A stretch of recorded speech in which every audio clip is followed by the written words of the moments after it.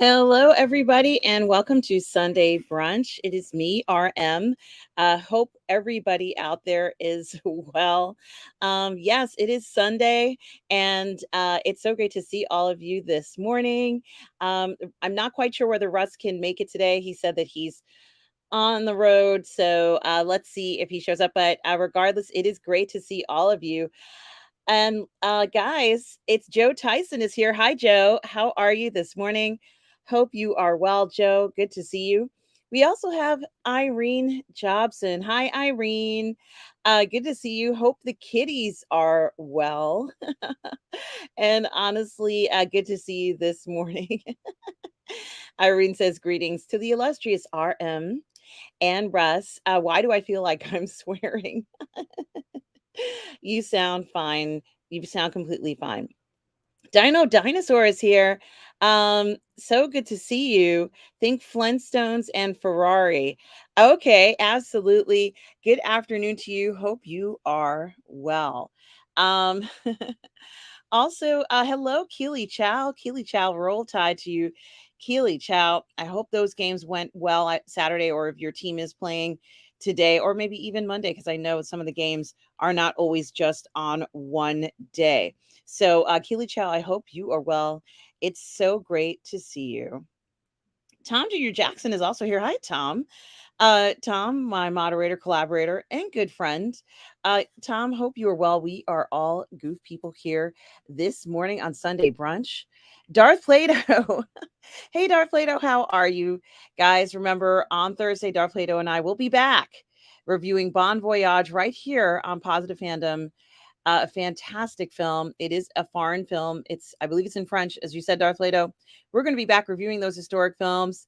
Took a hiatus, of course, because I was at Comic Con, which I'm going to be talking about today, guys. Letting you know some of the things that happened with Comic Con. Um, all right. So let's see who else is here. Oh, wait. Did I see? Oh, wow. Retro Nerd Girl's here this morning. Hi, Retro Nerd Girl. How are you? Says, good morning. So glad I could catch Sunday Brunch Live today. Retro Nerd Girl, it's always a pleasure to see you. Hope you are well. You and I did a review, I guess it was maybe about a week ago, for They Clone Tyrone. Um, it was so much fun to do that film review with you. Hope you are well, and certainly hope you're having a wonderful Sunday morning, guys. I hope you guys have your favorite beverage with you. You're getting in, you're comfortable. Certainly, there's a lot to talk about, everybody. We also have Stubble. Hey, Stubble, McShave is here. Hi, Stubble says, hi, gang. How are you, Stubble? It's good to hear from you. Hope your fall is turning out to be great. It is pretty much fall now. Don't have those summer temperatures anymore. Those are long gone. Gee, we're pretty much almost halfway through October. I can't even believe it, guys. And guys, we have some links in the chat as well. Make sure you subscribe to Russ's Amazon storefront. He's not here right now. He may be here later, but make sure you do check out his Amazon storefront and support. Go ahead and please support our fellow creators. Also, going to ask you to subscribe to Tom Jr. Jackson's YouTube channel, our moderator, collaborator, good friend. Tom is fantastic. I just enjoyed his review of They Live, guys, and and American Werewolf in London. So make sure you check out his channel. He has a bunch of amazing reviews coming up. He's going to be doing Frenzy, right, Tom? An Alfred Hitchcock film. Certainly, I believe it's considered maybe one of his best films. So do check it out.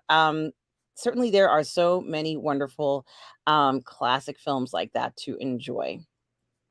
We also have Retro Nerd Girls link here as well.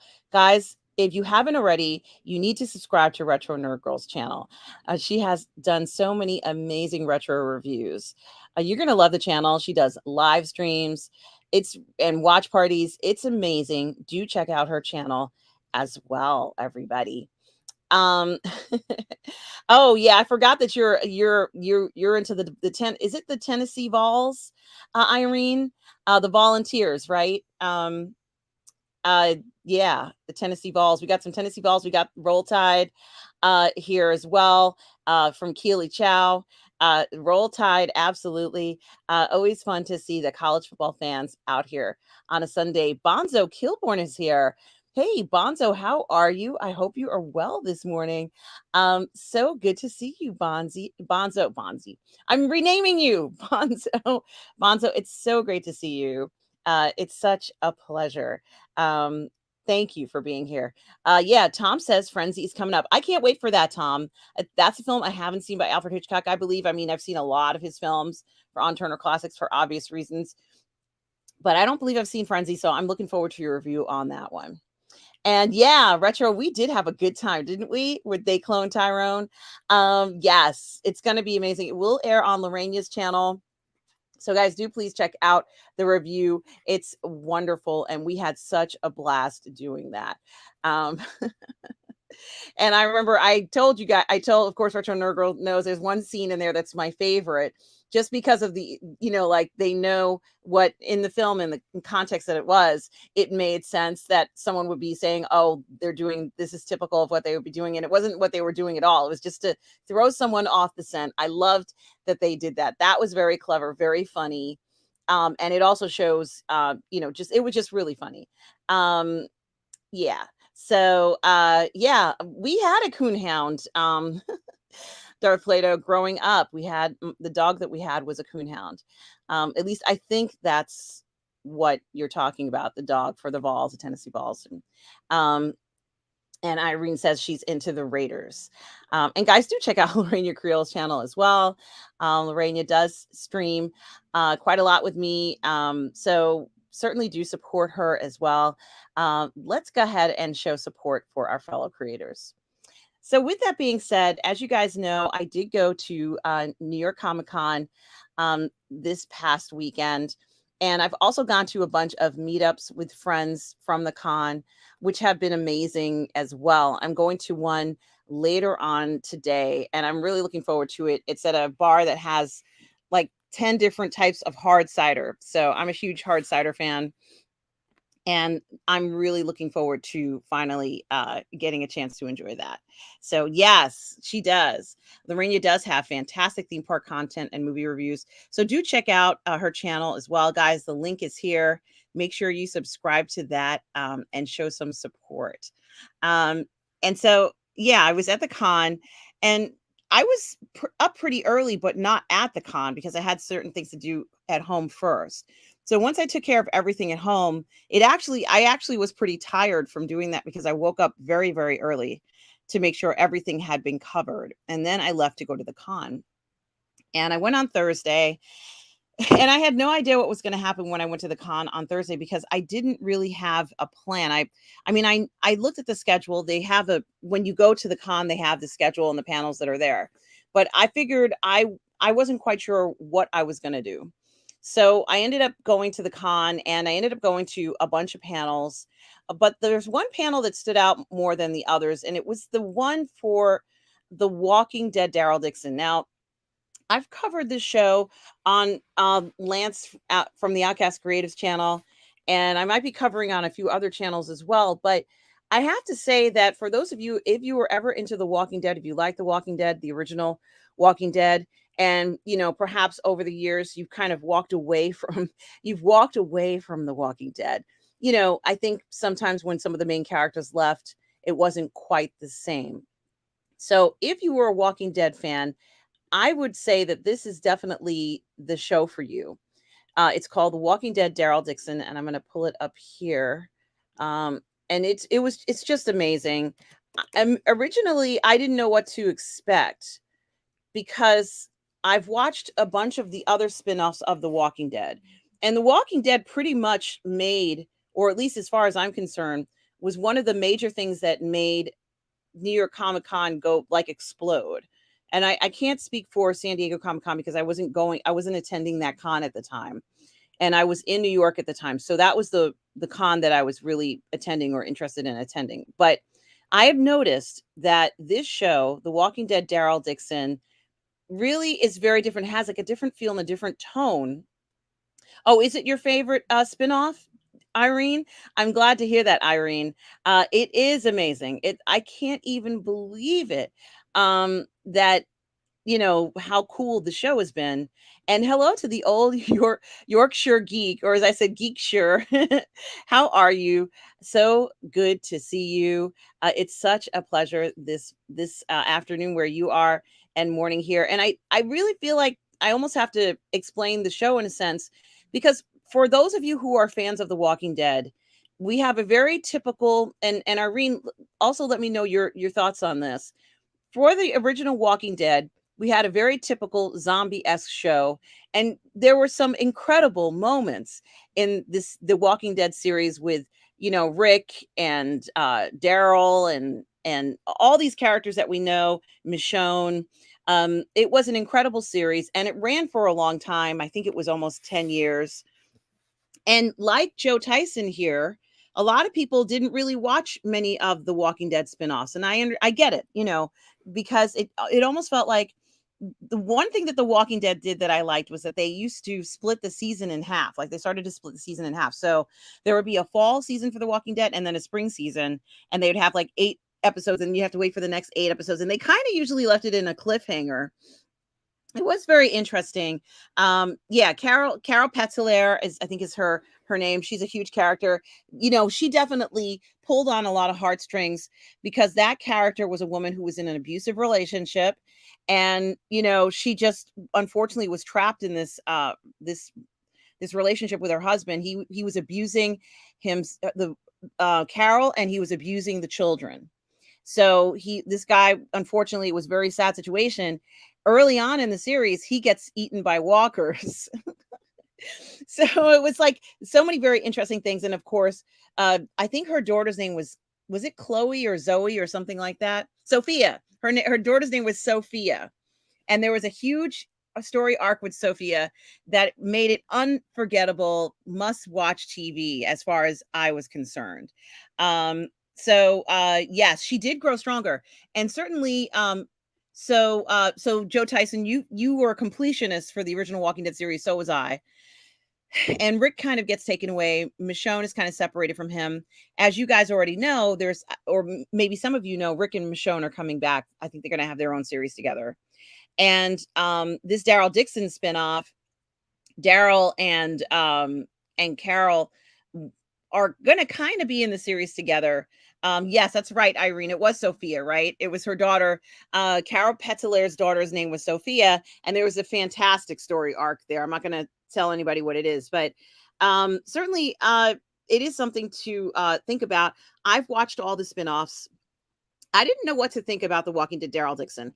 And to be honest with you, I do love Carol, but I liked seeing Daryl kind of off. It's Daryl.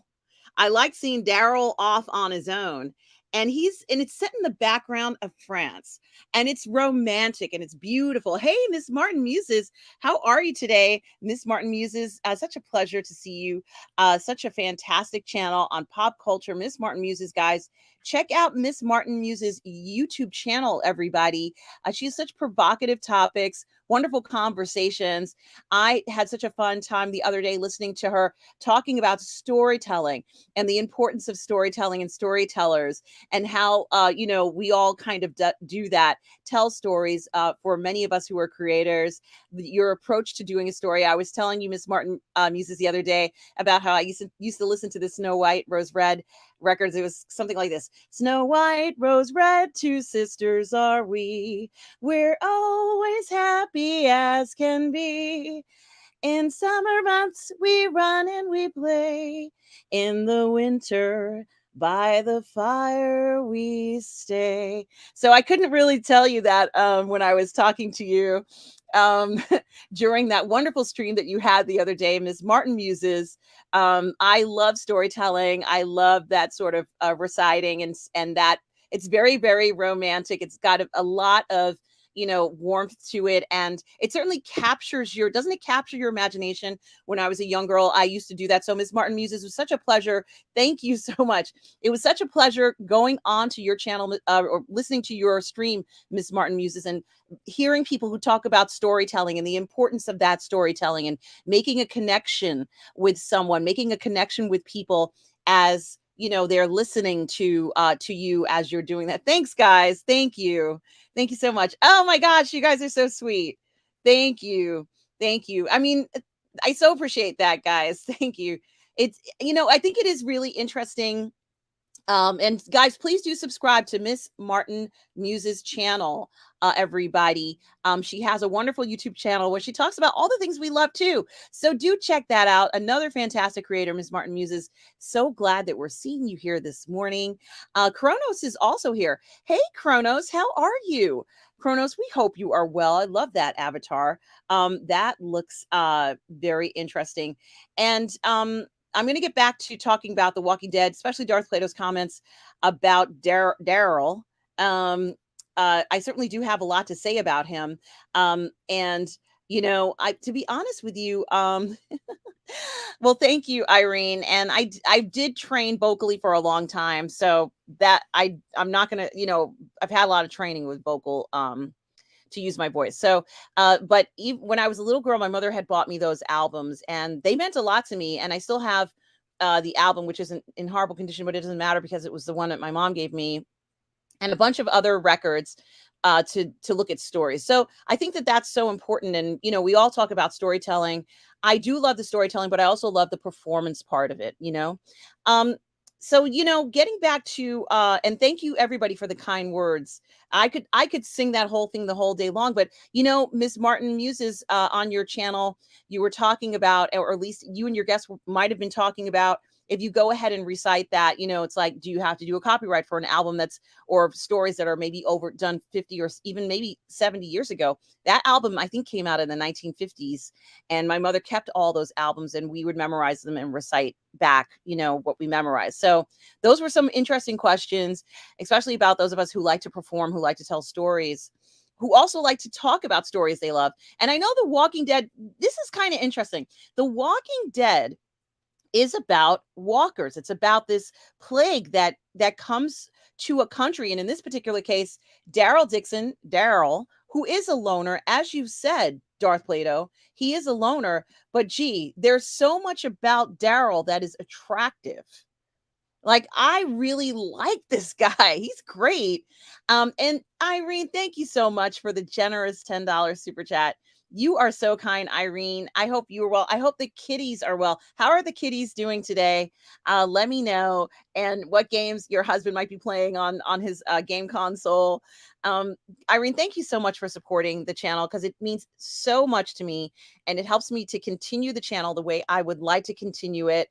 And there's just so much that I really appreciate when you do this, because it makes it possible for me to do things like this and to keep going and to pay bills and things like that. So, Irene, thank you so much for that.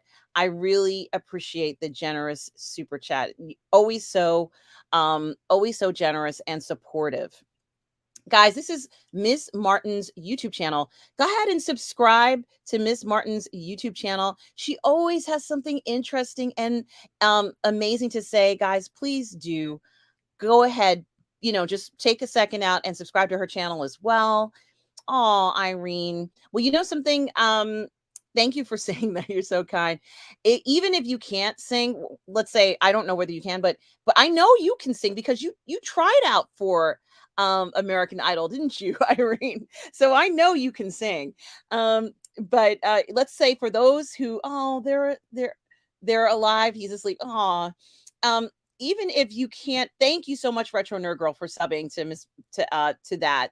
Thank you so much for doing that. Even if you can't sing, my mother does something. She hums, and she's done it while I've done streaming. I've had to tell her to stop, because while I was doing the game, she would start to hum, or she would do this kind of like warm-up exercise that you would do. We go from a low note to a high note, and then she would just keep doing it along with the song as if she were singing it. So sometimes you don't, you can just kind of go with how you feel at the moment, and kind of enjoy that too. So I was going to say that's something else as well, guys. So I think when I first saw, oh, I love her too. Thank you so much. Thank you so much, Irene. It can be exhausting, Kronos. It can be exhausting as well. And I think that when I first saw The Walking Dead, and I knew it was going to be in Paris. So let me just say that if you like France, if you like the notion of going to France, I'm just gonna. My name's Daryl. Okay, so maybe I can mute it. They actually have the Claire de Lune playing in the background, and it sounds like very romantic. But here you can see like Daryl's overlooking a moat filled with walkers, right? This is the type of stuff we love, right? And then you can see another thing Sundays. There's a nun. Look, look, look, it's Mont Saint Michel. Mont Saint Michel. It's the experience a new chapter.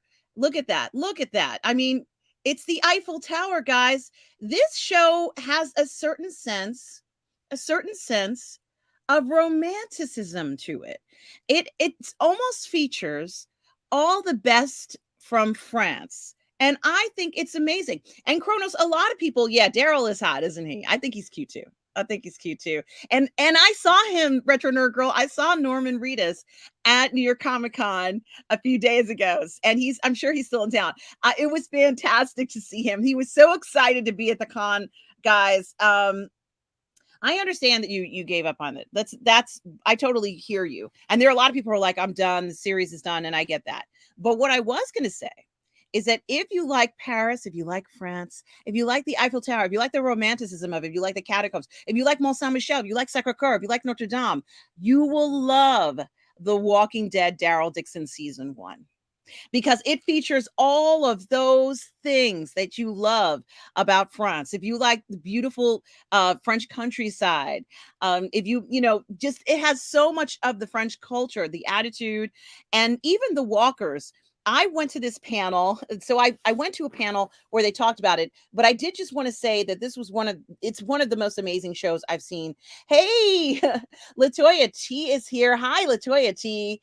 How are you today? Says, hey, brunchers. Such a pleasure to see you. Missed you this year at the con, Latoya T. Such a pleasure to see you.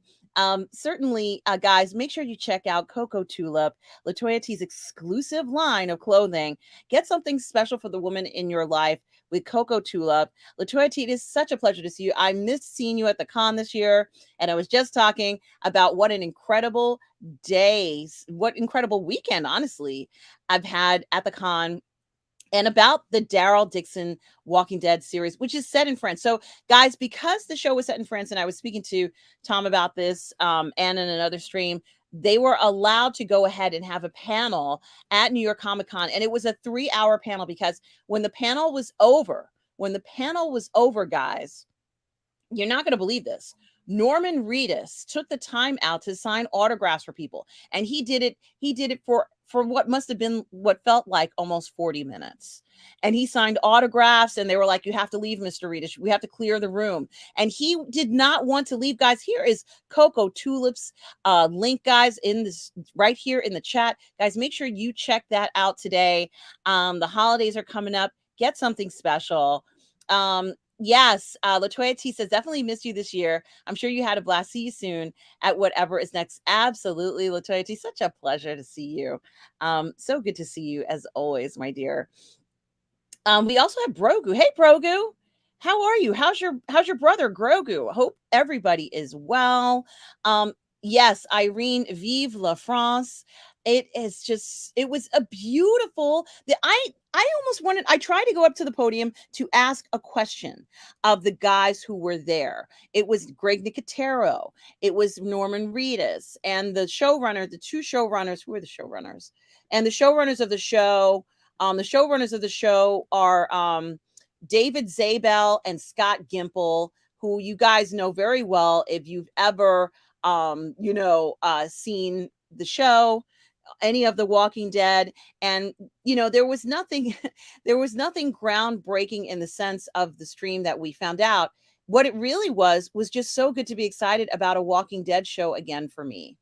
I got so excited, it was just such a cool looking program. You can see some of the scenes there. There's even this kind of part where Daryl is being hunted by someone, because he and I know we talked about this already, Irene.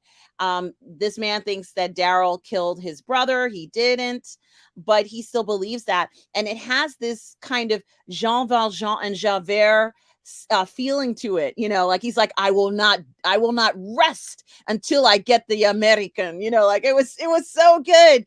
um and of course, Irene, wait till you see the finale tonight, guys. I got to see the finale at this at the con, because what they decided to do was to let us see the final episode, which was just such a treat.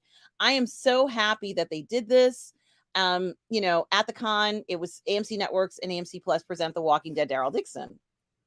So Daryl talked. I always say Daryl. Norman Reedus is now a producer on the show. There's his picture there, and Greg Nicotero was there, who works on a lot of the zombie, on the zombies themselves. He, designs them, and he spoke about. And I know I said this before, but he spoke about when he worked with these particular actors from France, and how everybody who dressed up as the zombies were dancers.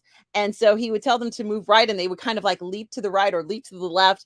And guys, I think you can watch it on YouTube now, but it was such an incredible, incredible experience. And I have to say, how many episodes is it, Joe? Um, it is, you think I would know. 12. Is that true? No. Is it? It says 12. It hasn't been 12 episodes, has it? Sometimes it'll be 12 episodes, and then I don't know, because why don't I know? Reasons. Um let's see. 6, because they might have shown more than one episode. It says 6. 6. Oh, maybe they're going to show, yeah, it's 6 episodes. So season 2 is 6 episodes, and we can already see season 2 is there. And then season 1 is 6 episodes. So it was 6 episodes. And I got to tell you, the final episode comes out today. As I told you, I watched it a few days ago because we saw it um at the con, but it was just amazing. I can't remember. I don't know whether you can see the page. I'm not sharing. I'm not sharing the right page. It's 6 episodes. It wasn't a whole lot of episodes, but that's okay. And I think I don't think you guys saw the when I went to this, just the main one. Yeah, you can kind of see Daryl Dixon there. Experience a new chapter. You can see France. It's wonderful. The Walking Dead saga. It's just unbelievably cool. So I'm just going to go to some of the photos if I can. Where are the photos? Okay, so I just wanted to show you some of these photos here. And yeah, so Norman Reedus talked about how working in France was for him, and what an experience it was. Kronos, I watched Fear the Walking Dead, and it wasn't bad. Um, it wasn't a bad show. Oh, hey, Thalia. How are you today? Thalia says, Happy Sunday, everyone. Happy Sunday to you, Thalia. Hope you're well. We're talking about New York Comic Con. I'm talking about the Walking Dead Daryl Dixon show and how incredible it was. I saw the final. You guys can watch the final today. It's out now, but I got to see it on Thursday night or Thursday afternoon. And what was the spinoff of The Walking Dead? It's called The Walking Dead Daryl Dixon. That's what this spinoff is called. And it was filmed in France, and it's stunning. Like, all of the shots are stunning. It's just amazing. There's Norman Reedus there, and this kid who ends up caring for. I'm not going to do spoilers. I'm just going to kind of tell you, this is the guy who is hunting him down. The Javert, I call him Javert, and I kind of refer to Daryl as Jean Valjean. From Victor Hugo's Les Miserables, the book. The musical's great too, but the book, that book it's my absolute favorite book of all time, and I could read it over and over and over again. It has such an incredible flow, and I never want to put that book down, which is something. When it ends, it's one of those books that ends and it hurts. You have pain. This is Clément Posey, a French actress who I know pretty well. Um, oh yeah, Javon. At last, we see each other plain. Monsieur le Maire, I will wear a different chain. Thank you, Bonzo, for that. It certainly gave me that feeling. Um, and let me just, I'm falling behind here. Old Yorkshire Geek says, I will have to give Walking Dead Daryl Dixon a shot. You will love it. I didn't even watch the last season of The Walking Dead or the spinoff, the name which eludes me. It all got a little bit too depressing. Well, this one isn't exactly the most cheerful thing, but remember, I got to tell you, that's what's really interesting about this being the most beautiful Walking Dead series I have ever seen, guys. This is the most beautiful Walking Dead series I have ever seen. And the reason why is because the theme of it is hope, Old Yorkshire Geek. Hope. And I wanted to get up there and ask this question. I was not fast enough. I wanted to get up there and ask, in particular, the showrunner and the whole team about this notion of hope. Um, and it says, if you look at this picture, I'm just going to click on it. It says hope is not lost. Hope is not lost. And I wondered, it's too small for you to see. Maybe I can make it bigger. It's really too small for you to see, but it says hope is not lost at the top, above where Daryl, right up there. And I wanted to ask, why was hope such an important theme in a zombie show? This is the show about zombies. How could there be hope? Well, there is hope. And it's almost this incredible season where you start to see how people believe in one another and have something to believe in, even though there are these crazy zombies, these crazy walkers walking around. There is this incredible hope. And I thought that was amazing. It was just something that I was not um expecting to see in this series. But I also saw another side of Daryl, and I'm going to say it in this episode. Hey, Gary Worthing, Bando Sandwich Worthington. Hi, how are you? Good to see you here today. I'm going to say it in, and I know that I was speaking to, or at least talking on a stream the other day uh, about this whole thing. And I wanted to just kind of uh talk about the notion of Daryl still being very badass. We saw some really oh, you saw it, Gary. Gary says, "Oh my god, the finale. Oh my god. See, I told you guys, it's incredible. It is so good. I can't get over how good this finale was. It's incredible, guys. Gary, thank you. Thank you, Gary. Um I just I can't even. And Irene, I do still watch some episodes of Fear the Walking Dead. I do that as well. But Gary Bando Sandwich Worthington, hi Gary, has been watching it. And I did just want to talk about Daryl, how incredible Daryl was. There was this one scene, guys. Now, this is Clement Posey, as I said, a French actress. I really am fond of her. I love her as an actress. There's this one scene where Daryl captures somebody. I have no idea if they're nerd chicks. But guys, here's Barry's Banda Sandwich Worthington. Oh, thank you, Thalia, for the kind words. Thank you. Um Tom Jr. Jackson says, make sure you subscribe to Gary Bando Sandwich Worthington's channel here. Here is his link there as well. Yes, Fear the Walking Dead. Dead City is the New York City one, with Maggie and of course Negan. But I didn't really like that one so much, except for when Negan did something that was kind of atrocious and terrifying. Yeah, absolutely, guys. Clement Posey is stunning. She's a wonderful actress. I love her. She's wonderful. Um, and you know something? Oh my gosh, Rod Thunderheart. Oh my goodness. Thank you so much. Oh my gosh, 20 Canadian dollars. Thank you so much, Rod Thunderheart. Bless your heart, sir. Hail Artem and Russ. I'm sorry Russ is not here. He may show up in a little while. He's stuck. Russ is on the freeway somewhere in the UK, and he is not home yet, but he did call me to tell me to let me know why he isn't here yet. Uh Plug for See Through Love, a Spanish teacher who became invisible when angry, but when aroused, it happens uncontrollably, is shocked to discover the gym teacher can see her when invisible. Find at Friesen Press. Thank you so much, Rod Thunderheart. Guys, make sure you check out Rod Thunderheart's new book, guys. Certainly, See Through Love is Rod Thunderheart's new book. It's at Friesen Press. Tom, do we have the link for it? Is there a link for it, Rod, on Friesen Press? Let's see if we can find that and put that here, right here, um, in the chat so that we can promote it. And certainly, Rod, if you can, we'd like to have you come on and we can talk about your book. I think that would be wonderful to do that. Thank you so much, Rod, for the generous super chat. I so appreciate it. It makes such a big difference for me, especially.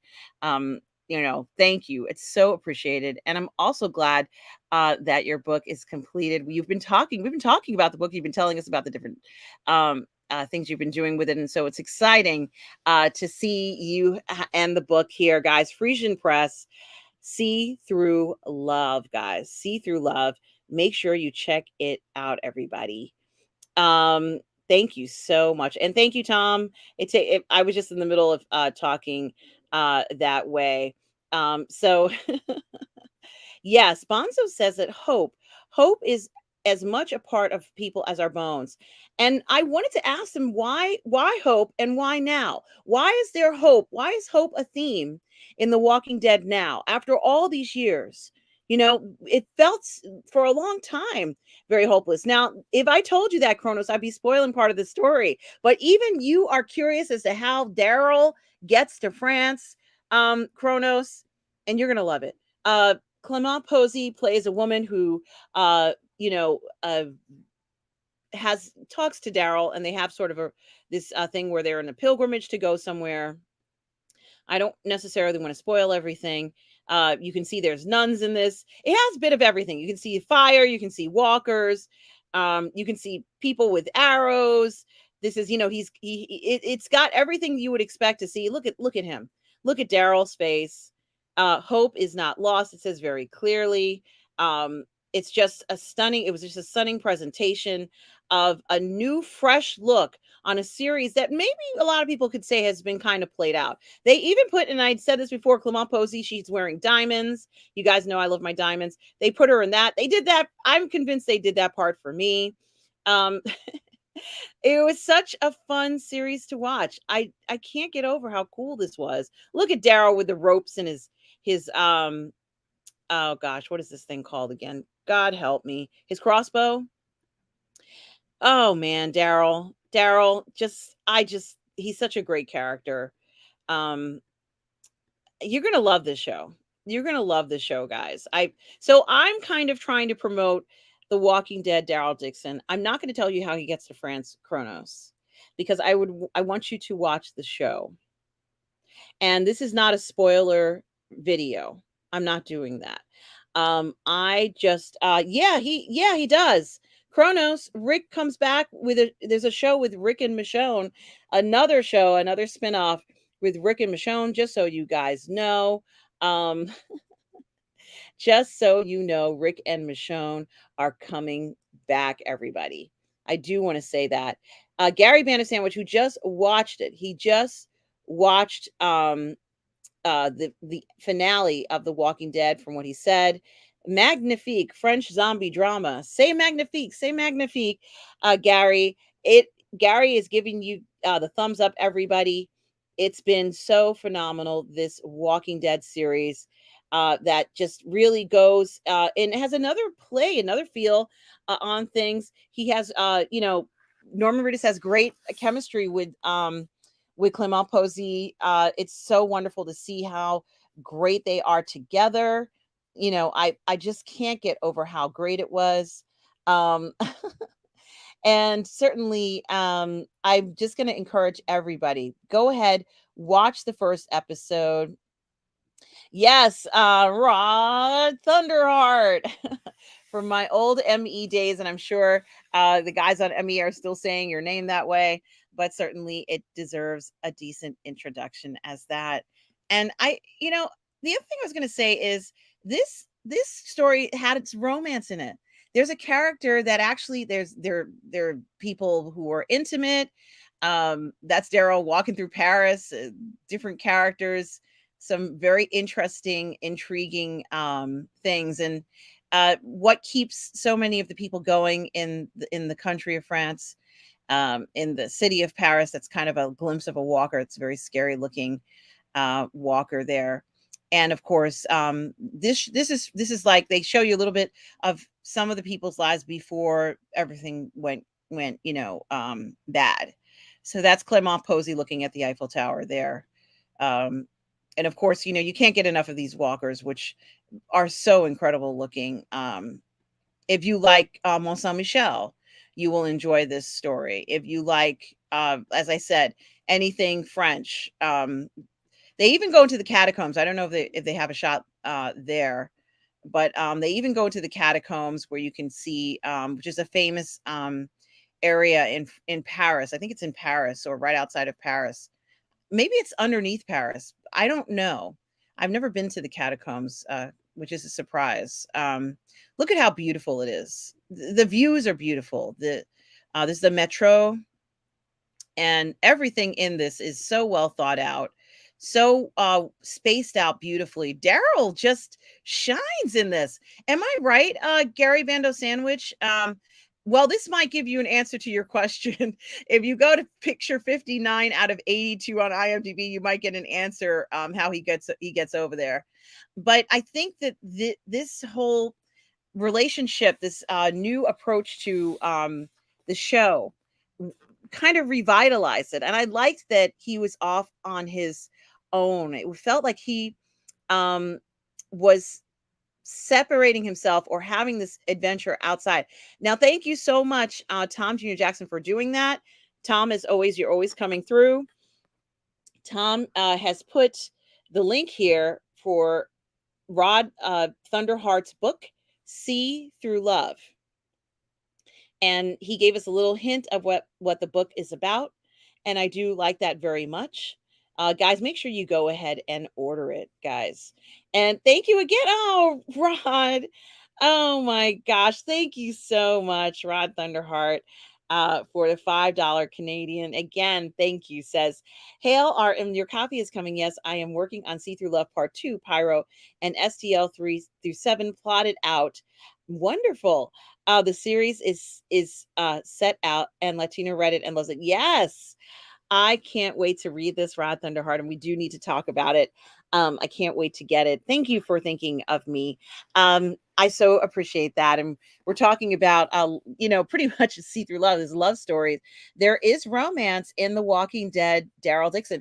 And of course there would have to be, because this is in France. So, um, believe it or not, I just think they didn't have to put that in there. Look at Daryl. Look at Daryl looking. God, he looks good. They didn't have to put that in there. You can see the nuns and there and their habits. Aw.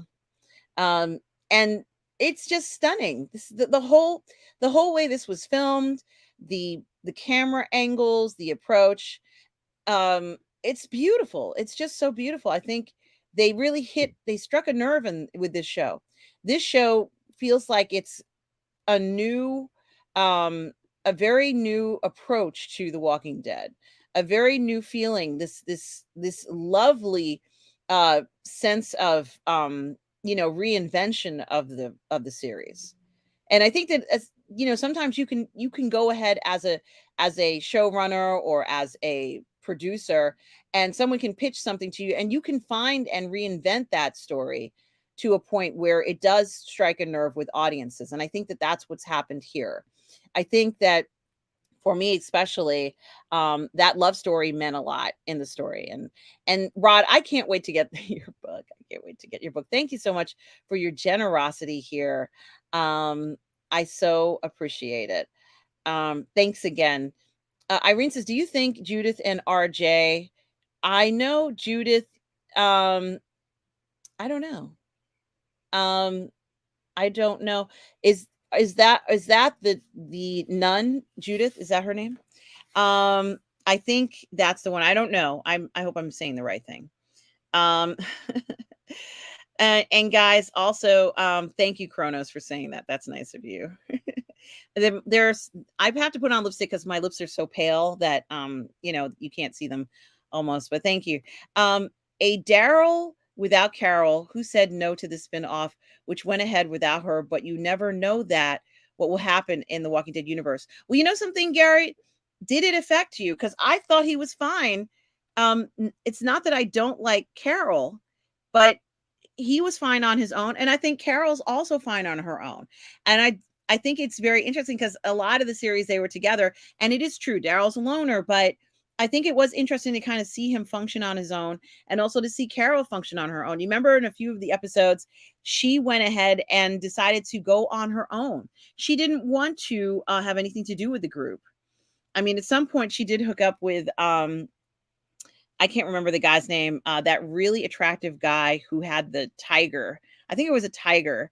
And, it was pretty hot. I actually have his 1/6 scale figure because I like that character so much. But God, what was his name? Goodness gracious. I got to go back and watch all this stuff. Yes, Brogu says, even with zombies, springtime in Paris is best.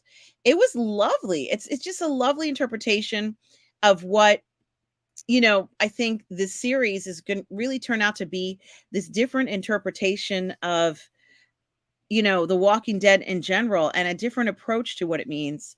Yeah, I agree, Gary. She did need a break from it all. Sometimes we do need a break, right? And that's okay. And we saw a preview of season 2 at the con. But what a great series this has turned out tonight. Today the finale is on. So for those of you who are watching it, 6 episodes, you could watch that in a day. You could watch 6 episodes. But I assure you, when you're watching it, the production design, the beauty of France, it's amazing. You even see, Sacre Coeur in the distance in Notre Dame. And it's just very romantic. It's got kind of a romanticism to it. And I think the showrunners talked about that at the con and how they have this feeling of romance. But, I think this idea of hope is so important just for all of us. That old Yorkshire Geek says the catacombs apparently mirror the streets of old Paris. Skulls abound, apparently. Yes, and it's made it into the show. It's in this series, and I like that they did that. They even go to the a cemetery. What's the name of the cemetery? Does anybody know? The guy from there's a lot of, I think Basquiat is buried there, and as well as the guy from who sings "When You're Strange." I can't remember that name of that group, but they talk about it and they play the song. And then when they play the song, then they show you his gravestone in that cemetery. It's a famous Parisian cemetery. Um, Chrono says, I can make jokes of the Walking Dead getting some romance. That is amazing. And oh yeah, I don't have the comics, but a friend of mine has the comics, and I've read about half of the comics.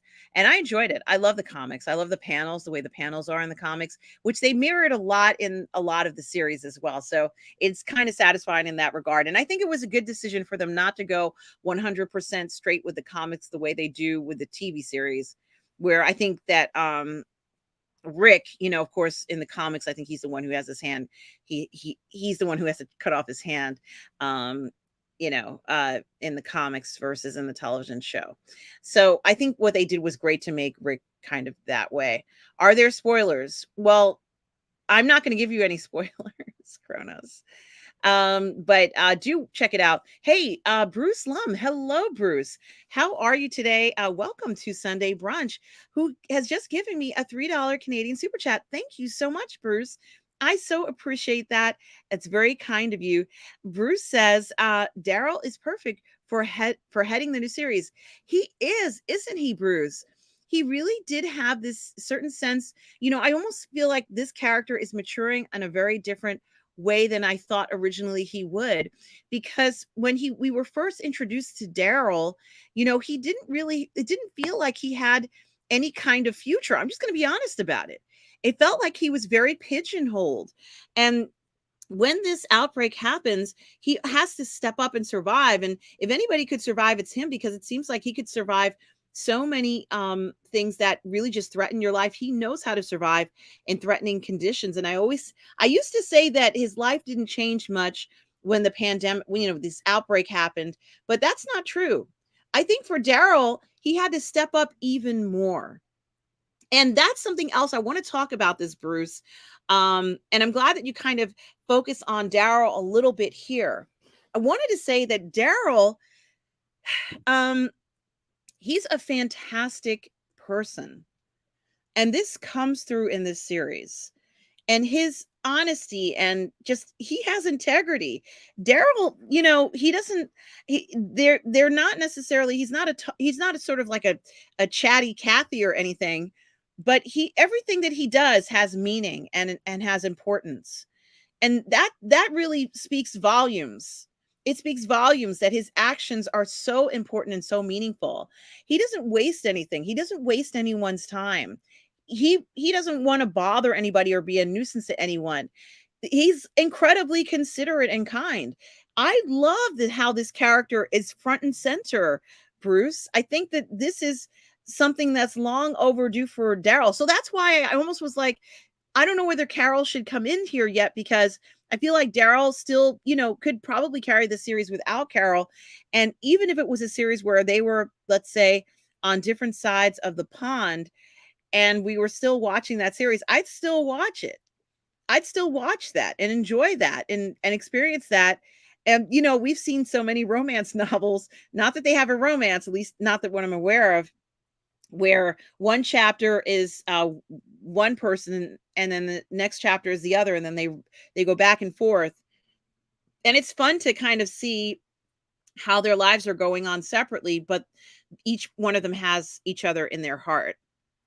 And you can see that's the truth here in a sense, because Daryl, more than one occasion in this series, talks about how his family is at home and he has to get back to that family. And so he's torn, guys. Daryl is torn between the group of people he meets in France and the people back home. And, he really is looking at it saying, I have people back home who mean something to me and I got to get back to them. And I love this. It's just beautiful what they've done with Daryl, isn't it, Bruce? It really is remarkable how Daryl, as I've said, really shines in this. So yeah, so that's what I wanted to say pretty much. Um, oh, thank you, Gary. And I'm sorry about that. I forgot. Um, yeah. Um, yeah. Uh, I don't know who's taking care of them. I'm assuming Michonne is taking care of them, right? Because RJ is Michonne's kid and Judith is from his first wife, right? Um, yeah. Rod Thunderheart says, I'm heavily promoting See Through Love now, RM. Thank you. Miss you. Oh, thank you, Rod. That's so kind of you to say that. Yeah, I have to say I enjoyed my time over there. So I do want to say that. Enjoyed a lot of the streams I've done on Midnight's Edge. So thank you for saying those kind words there. And I also was going to say, guys, make sure you check out See Through Love. The link for Rod Thunderheart's new book, See Through Love, is in this chat. So guys, make sure you check out that link. And Bruce Lum for another $3 Canadian. Bruce Lum, thank you so much again for the $3 Canadian. He says, thanks for inspiring me to watch the new show. Yeah, Bruce, come back, when you're done with it and just let us know what you thought of it. Because Bruce, it's so different from what we've seen. No one is looking at The Walking Dead as being something that's artistic. And this series feels more artistic to me. It's got like this different type of flair and approach to what life is like under the Walking Dead. And I think that it's almost like they said, we want to make this our standout season. I think they wanted this revitalization. I think they wanted to bring fans back. And I think they brought me back.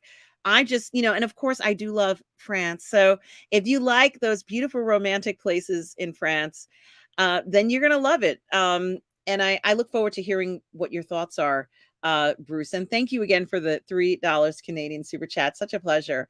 Thank you, Irene. It's Ezekiel, King Ezekiel. Is that what they would call him? And he had those gorgeous dreadlocks. God, he was gorgeous, that guy.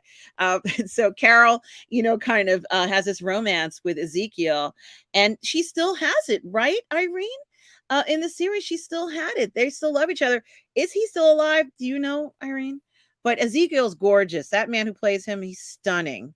Oh my gosh, he's attractive. She's very, very, very lucky woman. So, okay. So yes, do check out that series. And I hope you guys will enjoy it. And also, one thing I was going to say is if you do watch it, please come back to next week or however whenever you catch up with it and let me know what you thought about it. Yes, it was Jim Morrison who's buried in that cemetery, and they play the song "When You're Strange," strange, that famous song, and then they show you Jim Morrison's grave in the cemetery. Of course, Basquiat is buried there as well. I can't remember all the famous people. There's a lot of famous people who are buried there. So certainly that's something to think about there. Thank you so much. Oh, thank you, Pierre Lachaise. Pierre Lachaise, I'm probably pronouncing it wrong. Pierre Lachaise Cemetery. Thank you so much, that old Yorkshire geek, and everybody, Brogu and Gary, and everybody, yes, Retro Nerd and Joe Tyson who do that. Sometimes I forget the names of these things, but yeah, Daryl's brother was cool. He was cool, and Rooker is here. He's at the con this year for another show, but I hated that we kind of lost him as quickly as we did on The Walking Dead because he was wonderful. He was a wonderful character. I just loved him. I thought that character was amazing, and he was just almost. I'm not, he had kind of this tough upbringing and everything, but you kind of liked him. There was something about him that was appealing. Merle, thank you. Hi, Just a Brown Girl Network. Good to see you, Just a Brown Girl. I know you've been stopping by a few times, and it's been towards the end of the stream, and a lot of times I had cut off the stream because I didn't know you were there. But yes, it's Michael Rooker, and he's here, I believe, for another series at the con at New York Con this weekend. So it's such a pleasure to see you, Just a Brown Girl Network, guys. Check out Just a Brown Girl Network's channel on YouTube as well. Certainly do that. And Bonzo, you enjoy the rest of your week. Do give it a chance, and let us know what you think. You have a good weekend as well. Okay, Gary Bando Sandwich Worthington says, if you like the Daryl show, you'll love his bike journey show, Ride with Reedus, also on AMC. Now, I've never watched that, but I would love to watch Ride with Reedus, which is another show that Norman has, and he's so kind. What a nice, what a gentleman. And I think he said that he missed the cons, like he missed coming to the cons, and he was so happy to be there. And I did mention this for some of you who have joined the stream later, because we're about an hour into the stream. I did just want to say at the end, first we got into the show, we got into the hall, and they told us what we were going to see. They told us that we were going to see the season finale, and we're also going to see a season 2 preview, like the first 20 minutes of the show. And then we were going to see more trailers and different things, the Michonne and Rick show, which was the trailer that we got to see. So right after he told us that, Norman Reedus pops out and he says, hey guys, it's such a pleasure to be back here. I miss being at the cons, miss you all. And I could tell it was genuine. And I actually, at that point, I thought to myself, and he did explain that they had gotten permission from SAG-AFTRA to talk about the show because the show was filmed in France. But then I thought maybe Norman Reedus is going to have like a photo opportunity where I can get a photo or a signed autograph. So I went immediately to the website and looked. This is like during the presentation to see if his name was added as a special guest, but it wasn't. So for whatever reason, he didn't have a photo op. I would have liked that, Gary. But I'm going to check out this Ride with Reedus show for sure. I think that'll be fun to watch, and certainly get to see another thing like that. He, as well as Ewan McGregor, love motorcycles, and they have these motorcycle journeys that they've taken all over the world, which is equally impressive. And I do also want to show you guys, this is Just a Brown Girl's YouTube channel link right here. So please like and subscribe to Just a Brown Girl. You absolutely should check out her channel. The link is right here. So make sure you do that. Just take out a few seconds to do that, everybody. And Just a Brown Girl, such a pleasure to see you. It's just wonderful. Joe Tyson says, I'm sure Judith is looking after RJ. Yeah, yeah, probably. Now, the other series that I was kind of surprised we didn't see a panel for, but then I realized because it's not filmed in France, it's filmed in New York or in Atlanta or perhaps uh, and some kind of soundstage, is the Walking Dead Dead City. And that's the one with Maggie and with Negan. Uh, and I watched it, but I didn't necessarily. Yes, it was a French version of it. Thank you, Gary. They sang it in French. When You're Strange, it was in French. That's right. Um, I had forgotten that. And there were a lot of French songs in the show, which was wonderful. Um, but yeah, yeah, there still are. Yeah. Yeah. So he got permission from SAG-AFTRA to go ahead and talk about the show, which was wonderful that he could do that. And that was apparently um very unusual because Ewan didn't have permission. And so there were a lot of things that were going on um, there. And some people didn't like it because all of a sudden, people paid to go to these panels, which I get. I totally understand it. And even though they were at the panel, unfortunately, um, even though you paid money for this panel, the person couldn't talk about what types of things they were doing in entertainment. They could only talk about personal things. So it was very hard. And Ewan McGregor, whose panel I was at, mentioned how difficult it was in regards to. It was very, very difficult for him not to talk about projects. And I understand that, and I get that. And it was almost like you were sitting down to have a cup of coffee with Ewan McGregor. This was very different. This was not promotional. I felt like I was at a dinner table, a dinner party with Ewan McGregor.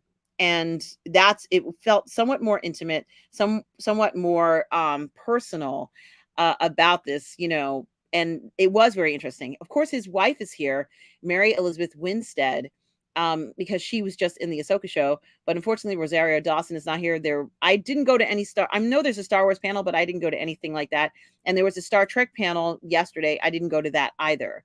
So I think they had a new episode of I think it's what is it called? It's a cartoon. It's an animated show for that. So yeah, that's a famous, and I'm going to talk about that too, Tom.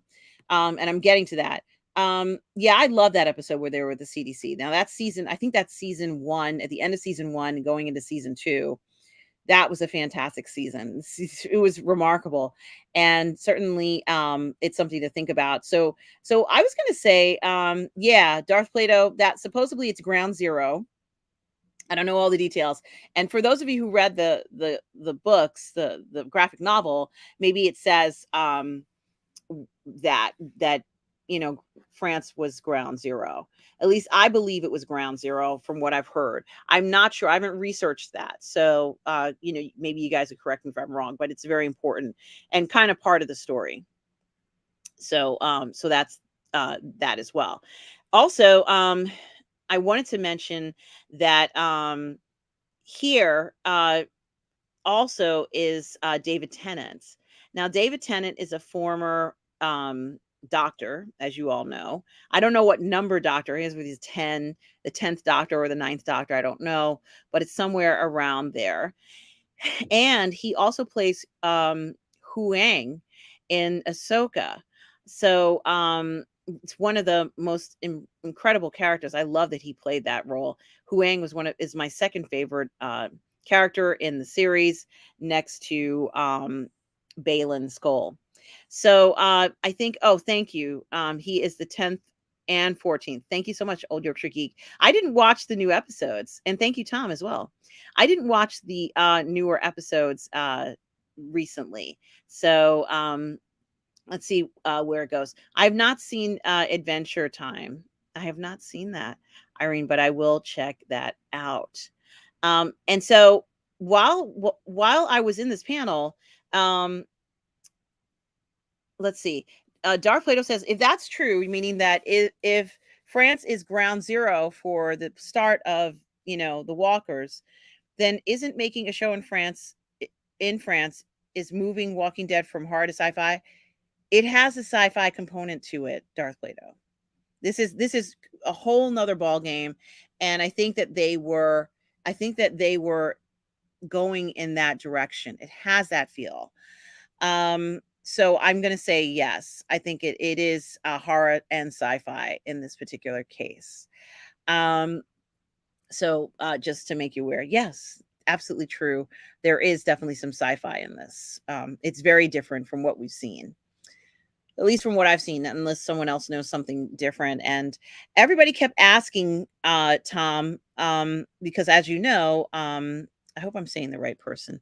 David Tennant was there, and also another actor who was there was Tom Hiddleston from Loki. At least I think he was there.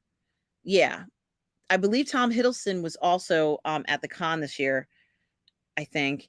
And people kept saying, "Where's the Loki panel? Where is the Loki panel?" I mean, the show just started. There should be a Loki panel, and they should be showing you an episode from Loki. But apparently, there was no Loki panel, from what I understand.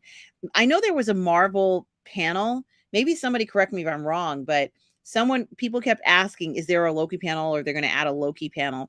People were desperate for a Loki panel because so many people loved season 2. The season 2 premiere just come out. Yeah, I love Hu Wang too, Retro Nurgle. Oh man, I want that droid so much. If I could get anything from Star Wars, it would be Hu Wang. I don't need anything else. I don't need any special powers. I just want Hu Wang. I think he could make my life so much better. Um, so, uh, Bruce Lum says, I haven't read the comics, so France being ground zero is interesting. Missed that fact in the season 1 finale. I think people are saying that that France was where it all had started. So let me just confirm that, because I haven't looked it up, but I heard something about this. So I just want to confirm it. I don't think this is not really even the proper way to kind of look it up. But maybe someone knows. It says, let's see. This isn't very yeah, something about you started this, he claims, all the teams, then you made it worse. The scene alone confirms that the virus was man-made and that French scientists made it worse. So I'm not quite sure. That was from 2021. Goodness gracious. All that changed Sunday when the series finale of The Walking Dead World Beyond, which took viewers to Europe for the first time. The post-credit scene for the latest spin-off took viewers to a research lab in France. We meet a woman using old electronic equipment. She finds a video of Dr. Edward Jenner. I should share this. I'm going to share it. I'm going to share it, Bruce, because it doesn't. I'm kind of talking about it sort of off the cuff here, but I might as well, because I guess I'm back into The Walking Dead. I'm gonna make it bigger. How do I make me smaller? Is it this one or is it this one? Yeah, it's this one. Okay. So of course I looked this up, guys. I didn't memorize this. Just want to be very clear so that you guys know. It's on TV Fanatic. Okay. An article from December 2021 by Paul Daly. Okay. Hey, Paul. Thanks, bro. Thank you, bro. Walking Dead has been on the air for 11 years. In that time, we haven't been given a definitive answer about how the zombie apocalypse started. All of that changed Sunday with the series finale of The Walking Dead World Beyond, which took viewers to Europe for the first time. That's obviously a scene right here. The post-credit scene for the latest spinoff took viewers to a research lab in France. We meet a woman using old electronic equipment. Now, I recognize this guy. He was the one whose wife was infected, right? And he tried to find a cure, and he couldn't. And he's the guy in the CDC. She finds a video of Edward Jenner, who died at the close of Walking Dead season 1. If you watch The Walking Dead online, you know Edwin blew himself and everyone up. Yeah, he blew up the facility because there was like a countdown clock. And he declared that the virus was already inside everyone, and it revealed that anyone who dies will become a walker. We knew that. Jenner previously mentioned French in the show. While our people were bolting out the doors and committing suicide in the hallways, they stayed in the labs till the end. Okay, this might be somewhat long-winded. A man arrived in the facility in France with a gun. Are you a member of the Primrose team, but the woman is part of the Violet team? This may not be helpful. They weren't here when it happened. When you all did what you did, they were at the conference in Toledo. Okay. This is way too descriptive. But okay, we won't jail them like the others. We'll kill them to end this. You started this, he claims, all the teams, then you made it worse. The scene alone confirms that the virus was man-made and that the French scientists made it worse. Okay, perhaps that's everything. Okay. So if there's anything on here that you guys know that is different or does not confirm that, let me know. I don't want to give out the wrong information, but they had a sense of saying that somehow these walkers were manipulated in France, and whatever manipulation they did has made it worse. So this is a big hint for this show. Something they did to the walkers in France has made them even worse than they were before. So this is not. It's kind of like, I'm not going to say much more, but for those of you who've watched it, will know what I'm talking about, and I'm glad that you said that. So maybe it's not ground zero, but for the what you're seeing in this show and what's happened to the walkers, and I'm just going to leave it at that. So I hope I'm not being misleading in my comments. So when they said it started here, I think that maybe they meant the change in them. Let's see. Maybe some of you know. Maybe someone here knows. I hope I didn't misspeak, Bruce. But I think that they did say that it was ground zero. So maybe that's not what they meant. But it sounds like when they say it started here, right? Okay. Maybe someone who is a super Walking Dead fan can confirm that for me. And thank you, Bruce, for sticking around as well. Okay. Now,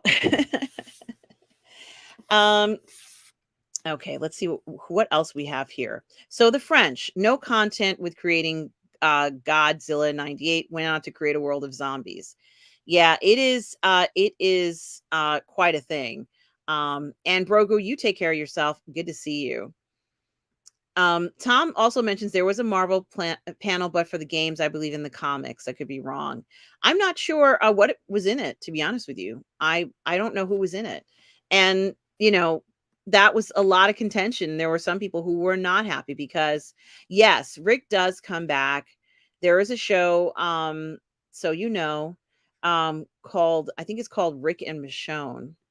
So, let me see if I can find that. And so they did show a trailer for that, the spinoff for Rick and Michonne. Yeah. So it is coming. It's going to be great. Here it is. This is just yeah, Rick and Michonne new series coming soon. This is not very helpful. This is not very helpful for what I'm seeing here. We did see clips during the presentation. But for me to kind of like say, yeah, Rick and Michonne coming soon, it's not very helpful or very informative to just show you something that says, hey, a new series coming soon. But yes, there is a new series called Rick and Michonne. Rick does come back. And certainly, that is there. So, yeah, I'm sorry, Darth Plato. He's not here. But I will tell him that you want him. And, hopefully he'll be back next week. In that regard, if he can make it. So, no, Russ is not here right now. It's just me. So, yeah, sorry. But I will let Russ know that you were asking for him as well. All right, guys. So, with that being said, the con is still going on. So, yesterday was the third day of the con, and today is the last day. Now, I didn't attend yesterday's con, but I did attend some meetups. I did end up meeting some people who obviously I've known for a long time, but have never met in person. And as it goes with the con, that does happen a lot. Now, there's one other thing I wanted to mention before I stop the show, and that has to do with another panel, maybe my absolute favorite panel next to Daryl Dixon, was a panel about comics and DMC. So, as I mentioned before in the last stream that I had, and I am going to just show this so everybody knows, this was another fantastic highlight about DMC, this rap group that many of us grew up with, Run DMC and Grandmaster Jay. And you can kind of see their wiki page here about them. They grew up in Queens. Daryl McDaniels, who is one of the rap artists of the show, um, he has a new comic book endeavor. And so yeah, Bruce, I think they said I is it February 2024? It might be sometime in February. I know that the new show with let's say the next season of The Walking Dead, Daryl Dixon, starts in February of 2024, but I think the one with it's, you know what, the new show with The Walking Dead, Daryl Dixon, is actually going to be called The Book of Carol. I think that's what it's called. And so maybe they switch to Carol for that whole season. And then for the Rick series, I'm not quite sure when it starts, but we do actually see a series with Rick and Michonne. So I'm sorry I don't know the start date, but is this it? The Ones Who Live? Is that the one? Tom? Is that it? Oops, I meant to keep it up there. The latest teaser trailer for The Walking Dead, The Ones That Live. So that might be the one. So let me see. Maybe I could check it out. I don't think I can actually link on it because it won't let me link The Ones That Live. Let's see if we can do that. It's amazing. It's just amazing how this show is coming back for me. And I hope for some of you who do watch it, you enjoy it as much as I have. So let's see. Let's see. Trailer. The Ones That Live. Okay, so there is a release date, and I'll just share it here. I'll share it here now so that you can see it. And it says the release date is Rick and Michonne's The Walking Dead, The Ones Who Live gets a release date. And the release date is,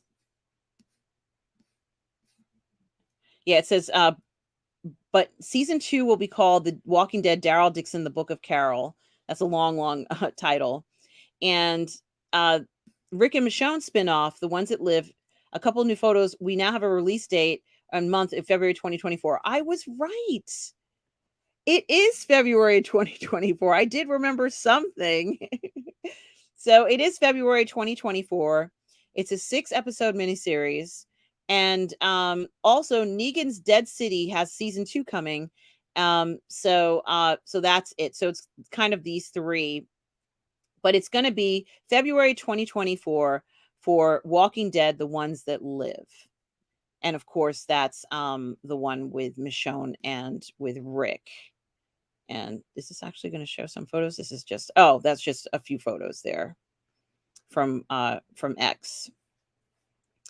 Also, since I'm on the topic, I might as well just show this other thing that I wanted to show you, which is the other Walking Dead series, which a lot of people have liked, but I wasn't. I'm not quite sure why I wasn't as excited for this one. You are welcome, Bruce. I wasn't quite sure why I wasn't as excited for this one, but I just figured I would mention it. Excuse me. It's called The Walking Dead, Dead City. So let me just pull that up. And that series, I don't know how, it came out in June, and I was extremely excited for the show, and I watched it. I did watch it, but I didn't have the same reaction personally to it that I had to, let's say, the Daryl Dixon show. And it's in New York City. It's ironic because I normally love shows that take place in New York City.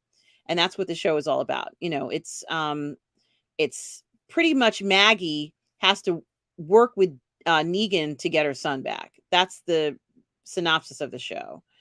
And I'm just looking to see if they have any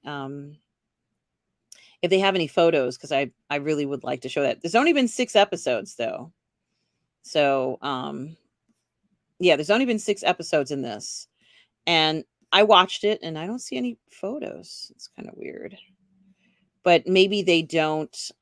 Maybe they didn't put it in the system like that. So it's essentially Maggie and Negan who, and I'm sorry about the pop ups. Maggie and Negan have to try and rescue her son, um, and they have to go to New York to find him. So these pictures are not super bright; they're kind of hard to see, but and I apologize about that. They're just not bright enough really to see in a. So you can kind of see them on the streets of New York. Typical night out in New York, at least in the 80s. It kind of did look like that. And yeah, it's really amazing that they do come to New York. This whole idea of trying to find her son who's been kidnapped and brought to New York. You can kind of see it. They didn't have to do any. That's probably already in New York. That's how it looks in some areas. Maybe not the tall buildings, but for a long time it looked like that. Walkers on the streets of New York. Just another day, guys. And this guy, he's a baddie from previous seasons here. So so I just want to see what you guys are saying here. And I'm sorry, oh wow. Your birthday's coming up, Darth Player. You're gonna be 50. Wow. Okay. Yeah, Kronos. Well, happy soon to be birthday. Um Kronos says, now I have to see The Watchmen again. Yeah, The Watchmen is a great watch. Um, okay. And no, I haven't heard anything about the Shogun series yet, Stubble.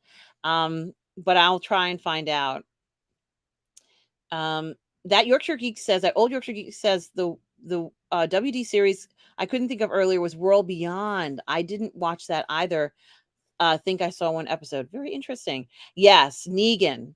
Negan. Some people like Negan, some people don't. I love Negan. And he's in this New York series, The Dead City. Plus this guy was a baddie with Negan, so they have history. Now that's a nice photo. That looks nice and grimy and dirty, and you can see Negan on the right. And there's one scene. I'm not. This is not a spoiler, but there's one scene where people are bothering, you know, Maggie and Negan, and they're trying to go on and find her son. And Negan, these guys think they're slick. They think they're going to sneak up on Negan, but they don't know Negan. They don't know him. And so they try to sneak up on Negan, and he grabs one of them and like just mutilates them with a knife. And it's like incredibly brutal and hardcore, and it scares the crap out of these guys. They start running. They're like, oh, I didn't sign up for this. I'm not cool with this. It was one of the best scenes of the entire season of that show. So Negan can still go hardcore, and so can Daryl, and certainly Irene knows what I'm talking about. There's a scene in the Daryl Dixon series where Daryl is interrogating somebody, and he takes an ice pick and he interrogates the guy with an ice pick. And that's about as far as I'm going to go in the description. But that even shocked me because I wasn't expecting him to do that. And I was like, oh my gosh, like, oh my goodness. And I'm like, he's so hardcore. It was like we get to see these moments where they kind of, can do things that are remarkable. But in both of these shows, and I do want to mention this, and this is incredibly important. Maggie cannot get her son without Negan's help. She needs this man. So of course that's the contradiction. She dislikes him for killing her husband, and now he has to help her get her son. And she cannot do it alone. She needs Negan's help. Negan is the only person, and he is a man. She needs this man to help her. And I love that she has to depend on Negan. She's going to depend on him to help her. The same with the Daryl Dixon show. Whatever journey the characters are going on, they need Daryl. They need Daryl to do it. Without Daryl, they're not going to be able to finish the job. And I love that, it's like it's very masculine, it's very strong. It's like you need that masculine energy to drive the series forward.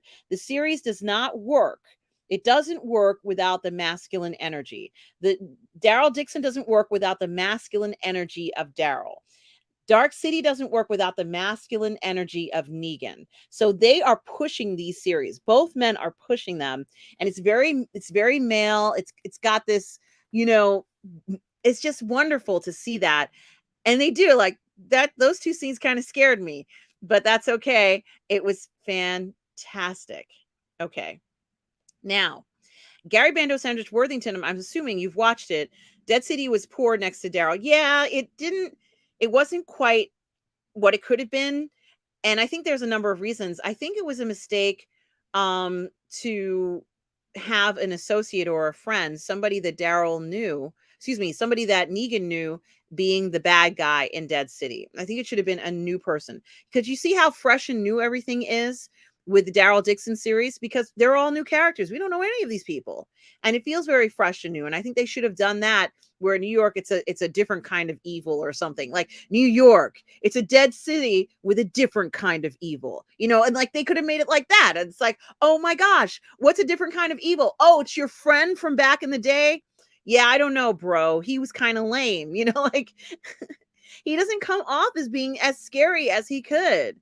But I was scared in France in France and Daryl Dixon. Yeah, I was scared of those people. I was not comfortable. I didn't feel like things were going to be okay and they were your pals.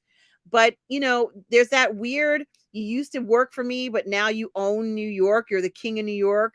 And now I have to come to you to get, Maggie's son. And I don't really like that. I think that one kind of fell a little short. Yes. Bruce Lum says, I started watching Dead City and Negan returns to his old ways. He did, didn't he? I love that old school Negan. You need somebody to watch your back. You want Negan to watch your back. You want him to watch your back. You don't need anybody else. You don't need that Boy Scout, guy who is like, I'm going to hold down the law. Screw him. I want Negan all the way to watch my back in the Walking Dead world. I don't know how you guys feel, but yes. Yeah, can we talk a little bit of Jeffrey Dean Morgan, who some people have been saying, now this is the final thing I'm going to bring up today. I was going to talk about DMC, but I don't have enough time to do that now. People have been talking about who would you have to replace Balin Skull? Who could play that role? And, there's been a lot of, questions about it. Balin Skull is by far the most popular character that we've seen, pretty much in Star Wars, the Ahsoka series. And I think hands down, yes, obviously it's Ahsoka's story. We understand that it's her television series. But people have been asking who could replace Balin Skull, who could replace this man, Ray Stevenson, who we fell in love with. Like you fall in love with this character. He's on this quest, and this seems to supersede everything out there. It becomes so important in the story and fascinating, and he looks very badass, doesn't he? And then people were saying, well, Jeffrey Dean Morgan could possibly do this. If you threw on, some padding and a beard, and it's Jeffrey Dean Morgan, he's very hunky as Ray Stevenson, maybe he could get a shot as Balin Skull, which I think is very interesting. Very interesting indeed to think about it. Hey, Thomas Bartoldi is also here. Hi, Thomas. How are you? Sure hope you are doing well, Thomas. It's a pleasure to see you. Some people are saying George Clooney. There's an article. Am I going to find this article? Out there about who can replace Balin Skull. And, Jeffrey Dean Morgan was one of them. Am I going to find this article? Because sometimes I'll have the article handy and I may not be able to find it. Here, let's see if we can pop it up here. Who can replace Jeffrey Dean Morgan? Something that I'm really curious about. I thought about different people. Yeah, I do have the article. Let's see if we can pull it up here. 10 actors disable our ads. Does that mean that I can't watch it? I don't want to disable my ad blocker. Nope, don't want to do that either. So hold on one second. Fine, I'll just do it for a second. And I am trying to get this article up. But they talk about different people who could play this character. And it's not letting me pull it up. But yeah, Jeffrey Dean Morgan was one of the people who they talked about. I'm gonna have to pull it up separately because it's maybe I can do it this way. What are some of the other people you think could be recast? I saw George Clooney down as a choice. Let me see if I can get to the newer one. Let me see if it'll work on my phone because I can't. Yeah, it works perfectly on my phone. It works perfectly on my phone, but not my computer when I need it to work. George Clooney, thank you, old Yorkshire geek. We also have let's see, skip ad. Some other actors. Oh yeah, I hadn't thought about this actor as who could replace him, but clearly I should have.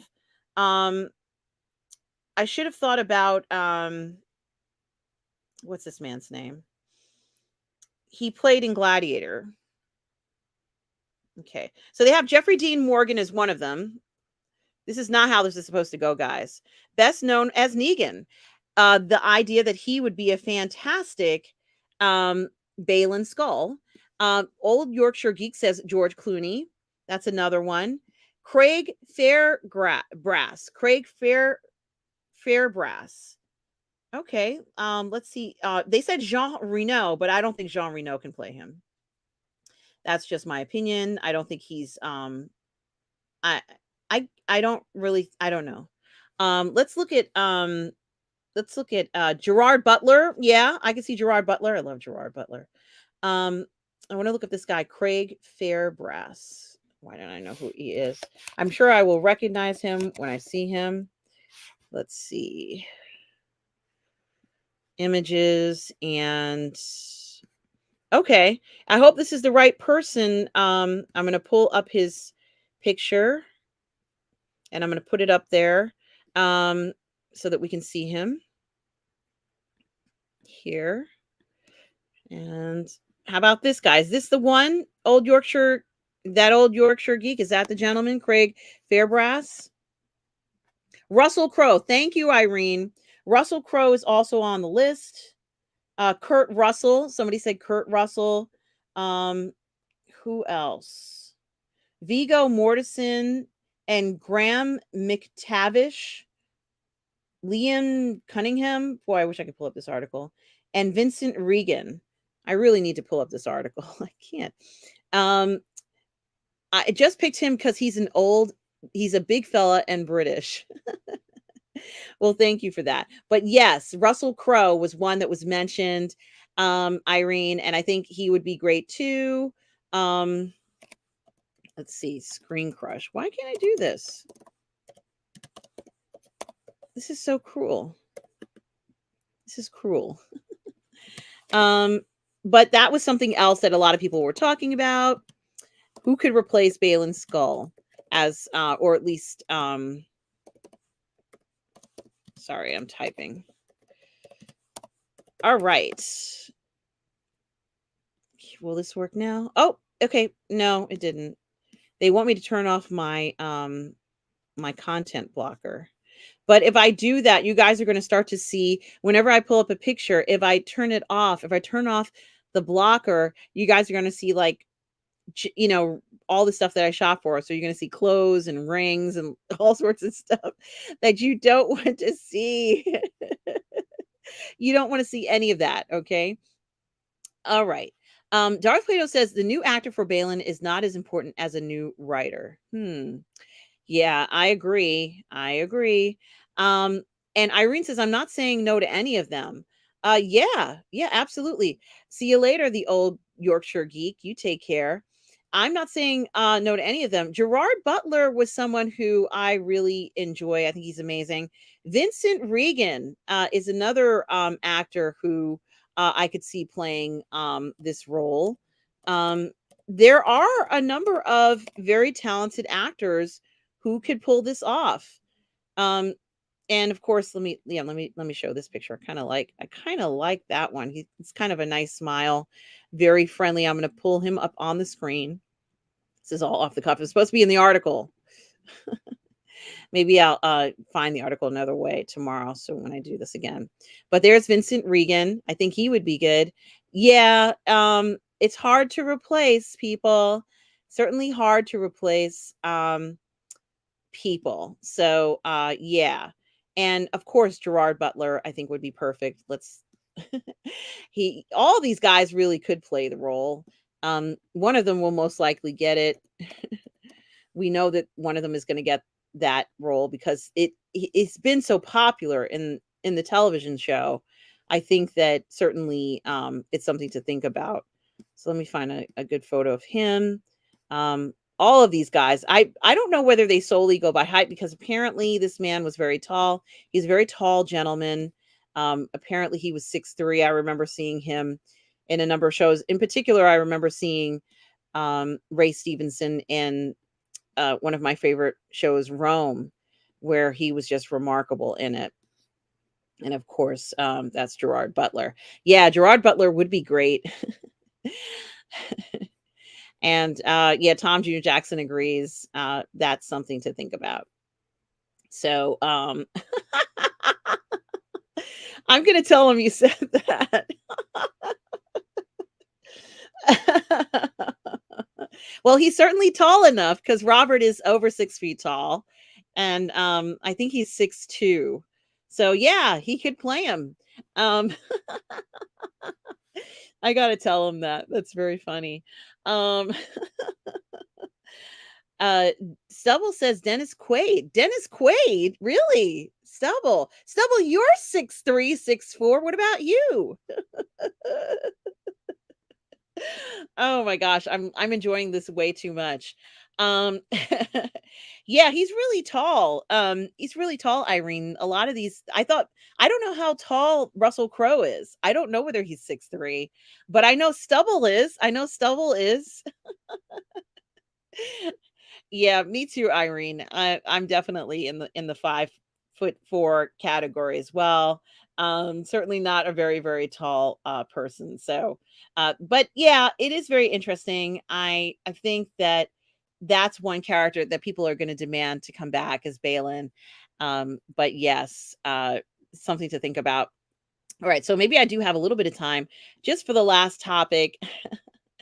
Just for the yeah, Robert is tall. He's tall.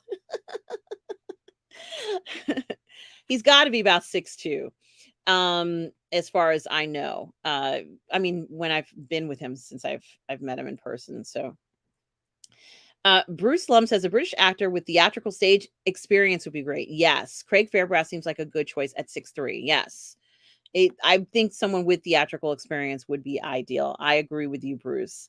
That is very insightful and makes sense. So the last thing I was going to say is just the notion of this unexpected Run DMC thing, and I did show this already, but I'm going to show it again. And so you guys are probably already familiar with Run DMC, Jam Master Jay from back in the day. And Run, who is a preacher now, he had his own reality show called Run's House. And it was a lot of fun watching the show. And I watched the show, I think it was on MTV or one of those stations. And it was a lot of fun. He was it was interesting to see his family. Run is on the right hand side of the picture. In the middle is Daryl. That's a Daryl McDaniels. And Daryl of Run DMC. Oh, thank you so much. Thank you so much. Thank you so much, Irene, for the $2 super chats, as I remember. Thank you so much, Irene. I so appreciate the super chat and all the generosity from all of you today. It's been so wonderful. I really so appreciate everything from all of you. It's so much fun getting your opinions and listening to you all and finding out what interests you as well. It's inspiring what you like, what you don't like, what you want to see, what you're thinking about watching. It is wonderful to kind of have these conversations. I enjoy it so much with all of you. And thank you, Irene, for the generous $2 super chat. It's so wonderful. Irene, as always, love you, lady. And it's very interesting because I wanted to mention that I was watching a television program. Um, yes, that's right, Tom. It was on VH1. I was watching a program called For All Mankind. Now, there was a panel at the con. There was a panel at the con that talked about For All Mankind.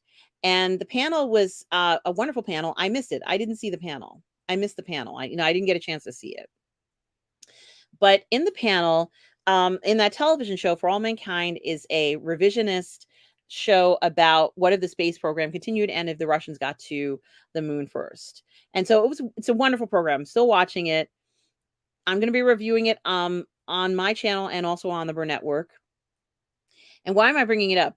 In the TV series, in this particular TV series For All Mankind, in season 2, episode 1, Run DMC are featured in the beginning of the episode. They show them, kind of like because they've had such an influence on culture, on pop culture. And I thought that was such a compliment to be featured in such an incredible revisionist, story such as For All Mankind. Certainly they didn't have to include them. They could have just gone straight with politics, but they decided to include Run DMC and Jam Master Jay, who's all the way on the left, as somebody who is important in the history For All Mankind. So and so Irene says, "Oh, I don't know. Um, didn't Rob and Ray do something about For All Mankind? I'm not sure. Maybe they did. But outside of what Rob and Ray were doing, I'm going to be reviewing seasons 1, 2, and 3 with Julian right here. It's going to air on the Burnettwork and on Positive Fandom at the same time.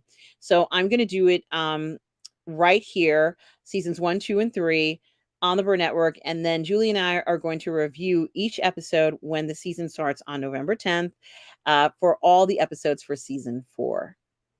So, yeah. So that's what we're going to be doing.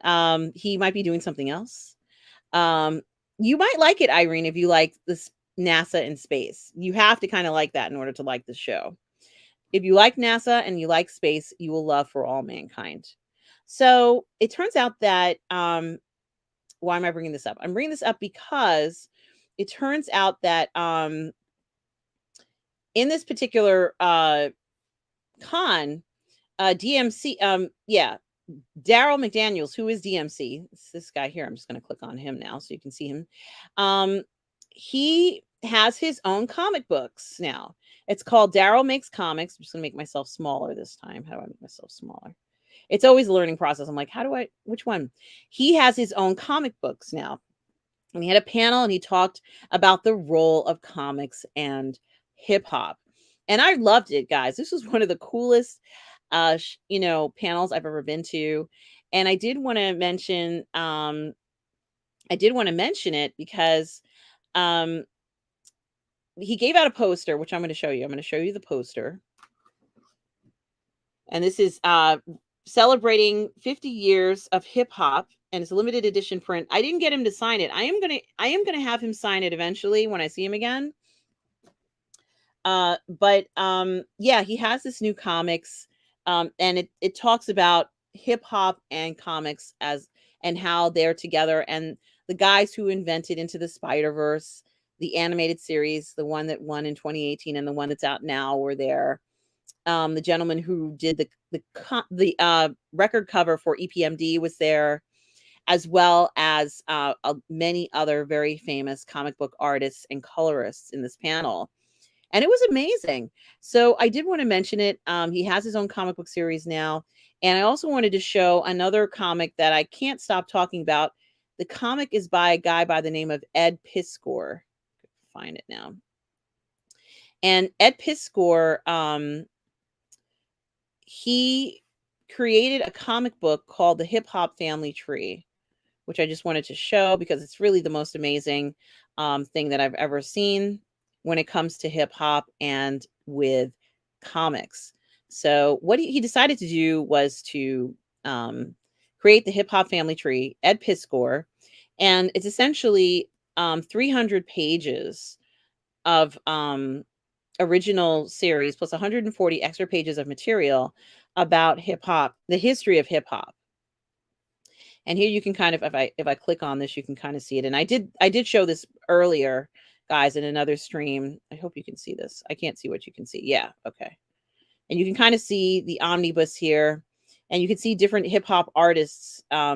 It's in incredible detail. This is Grandmaster Flash on the cover, and you can see some of the other hip hop artists like Snoop Dogg there, and a bunch of other guys whose names I can't remember, Criss Cross, and Heavy D and Marky Mark, all these guys from back in the day who were so important in the world and the history of hip hop. And he even has, let's see, Ed Piscor. If you go to his page, Ed Piscor, he does adult comics. He does Red Room, which is like a comic about murder.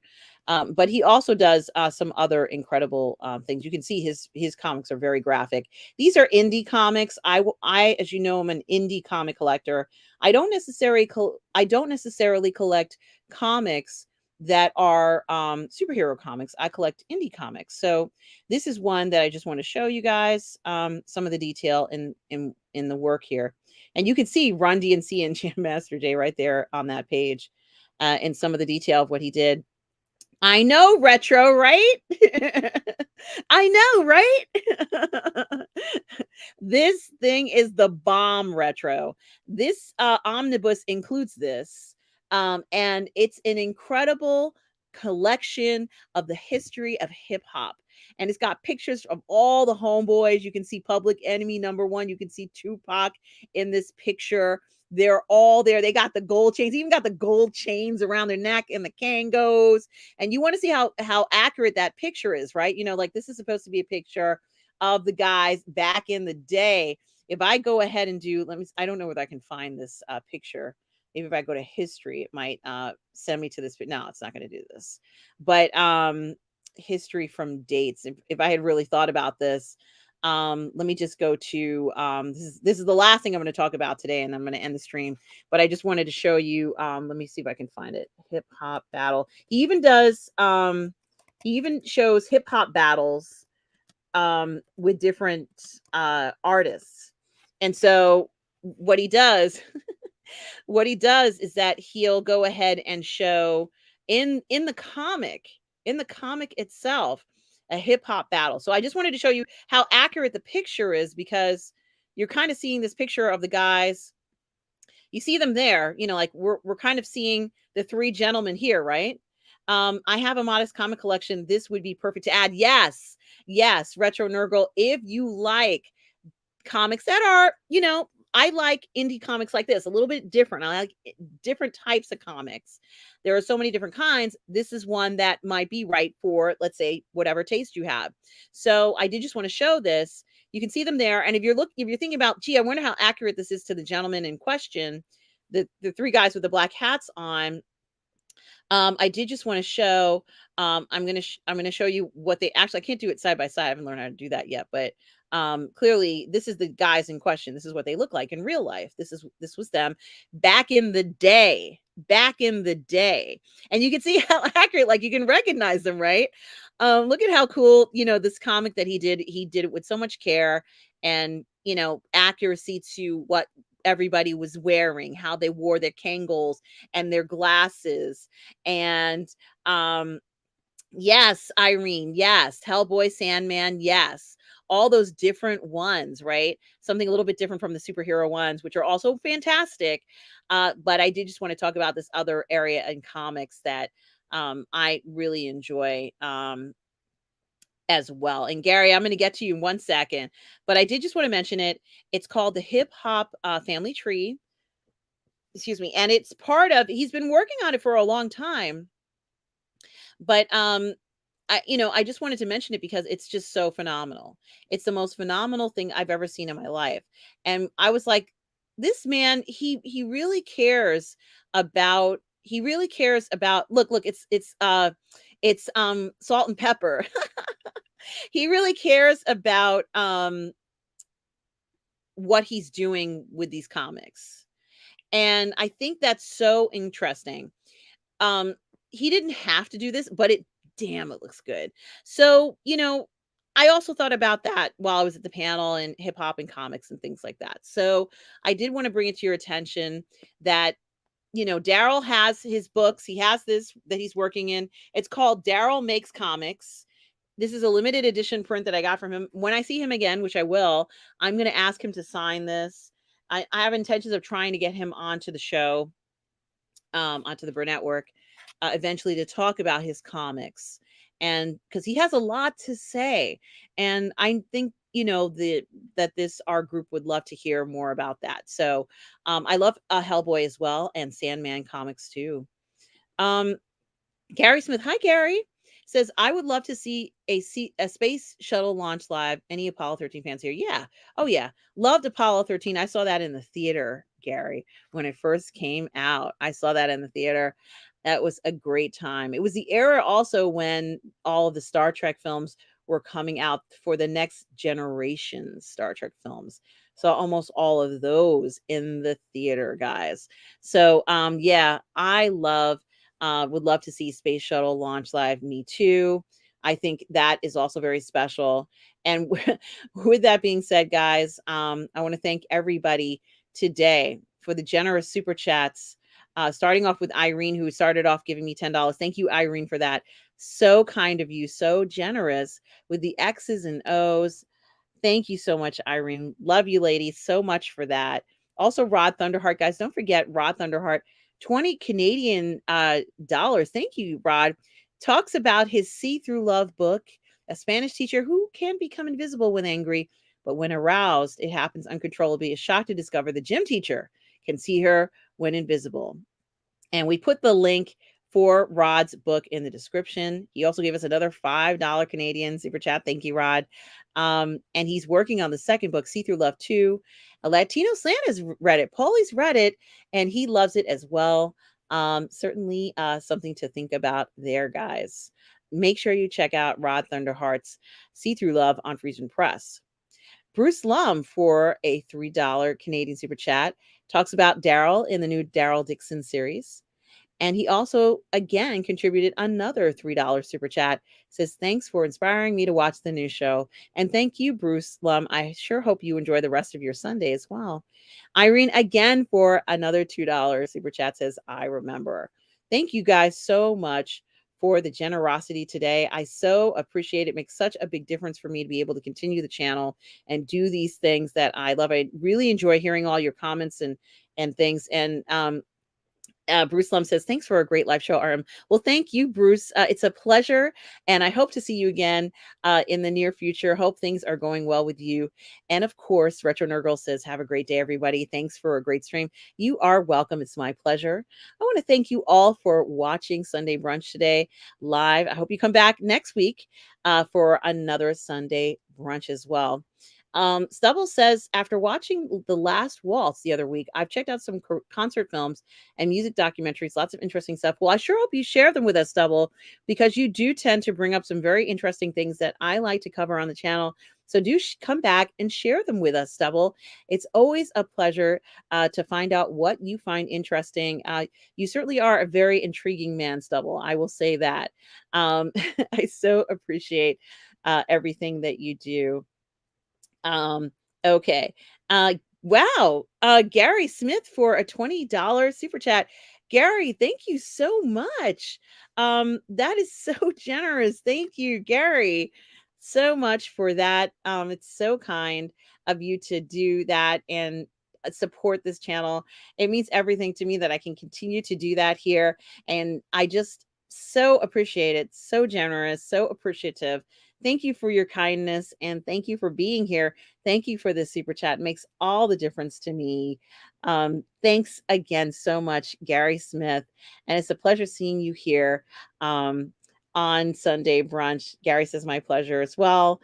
Um, Thank you so much, everybody here who is here today. And I also want to thank Tom Jr. Jackson, my moderator, collaborator, and good friend. Tom Jr. Jackson, we are all goof people. Tom is the moderator here on my channel and at the Burnettwork. He's part of the Burnettwork family, everybody. Tom is fantastic. He has his own YouTube channel too. So make sure you check that out. He's reviewing his spooky Halloween movies, but he's also reviewing a movie by Alfred Hitchcock called Frenzy. It's a classic. Certainly check that out. I haven't seen that film, but I want to know more about it. I especially loved his review of an American Werewolf in London. So make sure you check out Tom's YouTube channel, as well as everybody we mentioned here today. Latoya for Coco Tulip, just the Brown Girls channel, Gary Bando Sandwich. Make sure you get Raw Thunderheart's See Through Love book. I don't know if I'm getting everybody, but guys, make sure you look through here. Also, Ms. Martin Muses was here earlier, and we talked about storytelling. She's such a great channel where she talks about all these different interesting things that we love. So, guys, make sure you go through here, subscribe to everybody's channel, click on those links. It means a lot to people to get those subscriptions up. There's enough of us on this platform so that everybody could get that much number of subscriptions. And so that's something to think about. I also want to thank you all for the support here. This has always been such a wonderful place to see you all and to hear your concerns and different things you like and don't like, and just anything that's going on in your day. So guys, thank you so much for everything. And guys, oh hey, Marco slips in. Hi Marco, I hope you are well in the UK. Hope everything is hope everything. Yeah, you see, I always have him up there. He's been up there for like 5 years, 4 or 5 years. Grogu is there. He's not going anywhere. He's always going to be there watching. He's watching, right? So yes, Marco, I hope you are well. Is it Marco Lani? Marco, I'm just about wrapping up the show, but it's a pleasure to see you, Marco. I hope you are doing well. Hope your family's well. And it is very nice to see you. I met Marco earlier this year in London. So it's a pleasure, Marco. I'm just wrapping up the show, and you take care, Stubble. Everybody, take care. And remember, guys, no matter where you are in the galaxy, always remember to please be kind. Take care, everybody.